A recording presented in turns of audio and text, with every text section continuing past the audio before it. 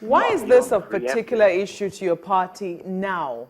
I would really love to remove the Ekiti situation from this because it is controversial. But every other situation that we've had elections in this country, the military has been deployed and there's been not one cry. Why is this of importance to your party now? Well, I'm sorry, Margaret, you got that wrong. We have always said the role of the military is not for elections. My party has always said that. Okay? And you cannot, unfortunately, much as many would like to, you cannot isolate what happened with it. You cannot. Whether it's controversial or not, you cannot sweep it under the carpet. You cannot sweep it. We have heard voices. We have more or less facts. And you expect that to be swept under the carpet? No. No one is trying to sweep this under the carpet, but the loudest we've heard your party speak has been since the Ekiti and Osun elections. But before that time, you have to bring instances of when your party did speak that security was too much. There have been no instances recorded. The 2011 elections, I can't remember any instance where your party did say that the security deployed or that the military should not be deployed for the elections as strongly as it's said it since the Ekiti and the Osun elections. Well, perhaps maybe not as strongly, but that does not remove the fact that we've said it. Maybe not as loud, but we've said it loud. Maybe this is the loudest. Now, why is it the loudest? Because now there's a court judgment. Now there's several court judgments. That's why it's loudest. But again, if you look at it critically, I'm trying to look at the Constitution. You just quoted 218, and you look at it, I'm trying to look if I can find any word like insurrection, but what is there is, well, I'll give you the quote again. It says, the powers of the President as Commander-in-Chief of the Armed Forces of the Federation shall include powers to determine the operational use of the armed forces of the Federation. So operational use is the word there, and one wonders if that doesn't fall within the election exercise that would amount to giving the president the powers to deploy troops or the military for this particular exercise. Well, here's the issue. Okay, we're on a democracy with separation of powers. Okay, a constitution is interpreted both in letter and in spirit. Okay, there are express provisions in the Constitution and there are implied provisions in the Constitution. Unfortunately, maybe fortunately, there is an arm of government. That's my point here. There's an arm of government that is saddled with the sole responsibility of interpreting the Constitution, and they have done just that. So it's not for you and I, or the president, or the chairman of Business and Rules, or any commentator to say that the judiciary was wrong. I mean, this is the rule of law. This is what we all talk about. Yeah, but Honorable, if the presidency were to appeal this case, wouldn't they put paid to all of this debate which you're trying to bring up on the floor of the House of Reps? Well, if they appeal, probably, yes, of course. It's part of the rule of law. But that is if the appeal operates as a stay of execution. Okay. Let's get on to this other matter, because we see today in the papers, we understand there was also a conference held yesterday, and this had to do with the NNPC audit report. Have you given the presidency 1 week to submit the report to the House? No, that was done. That was done a week ago, and I think it was even directed not to the president but to the accountant general and perhaps the minister of finance. And she still hasn't done that. That was done under the provisions of Section 88 and Section 89, which empowers the National Assembly to ask for and subpoena documents. So we haven't heard anything from them, and we'll continue to ask. There's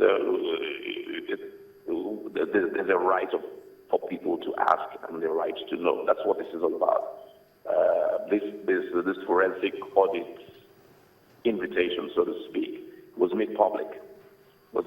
In August. It was done publicly, and the report must also be made public.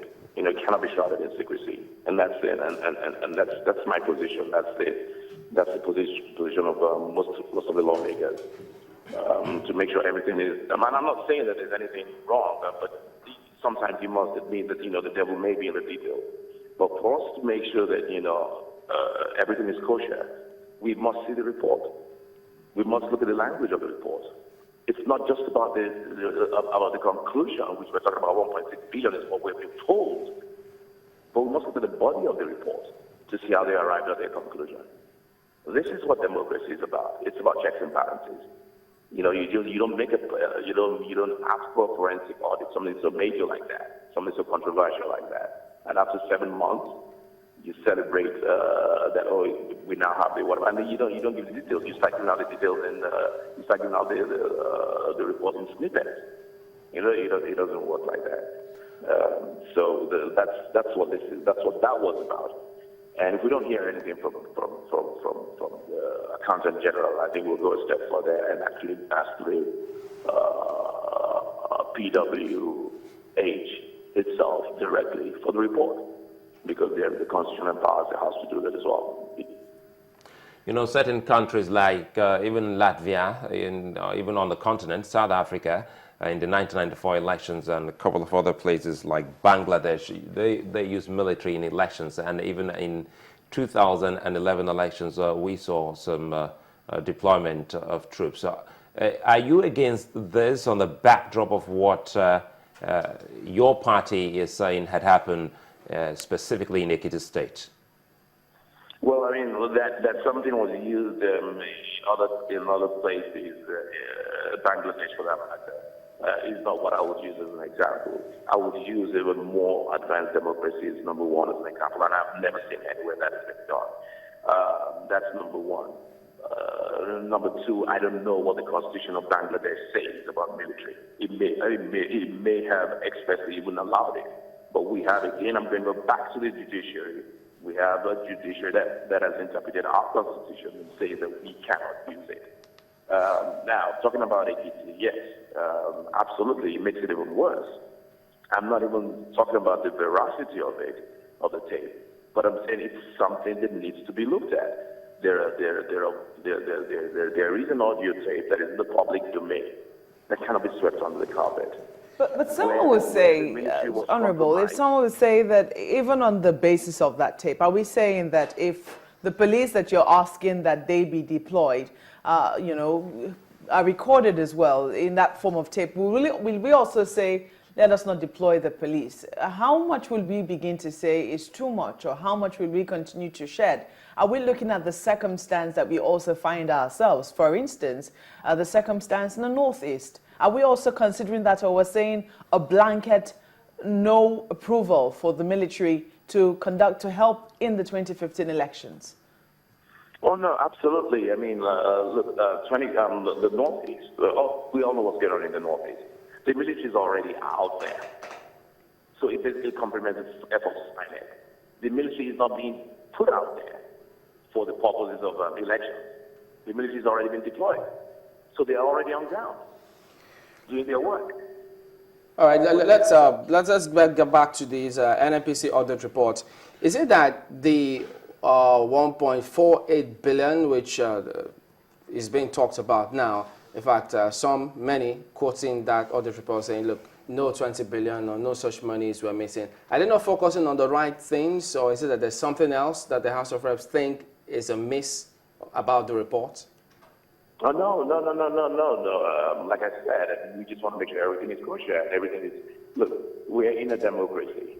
There are checks and balances. Government must be held accountable.